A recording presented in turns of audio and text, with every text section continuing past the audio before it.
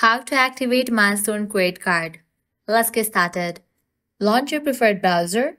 Now at the top, you're going to see the search box. Over there, type in Milestone Credit Card login and search for it. Different website links will appear. Navigate to this one website option, Milestone. With that, you will be directed to the login page. Now you will need to log into your account. All you have to do is provide the credentials.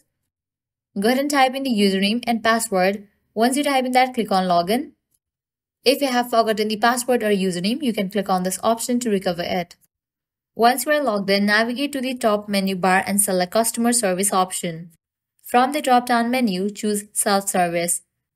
Next, under the Credit Charge Account section, select Activate a Card option. You will then be prompted to enter your card information. Carefully type in all the required details. After entering your card information, follow the prompts to complete the activation process. And that's it. All it takes to activate your Milestone credit card online. I hope you guys find this video helpful. If you did, don't forget to like, share and subscribe to our channel. Thanks for watching.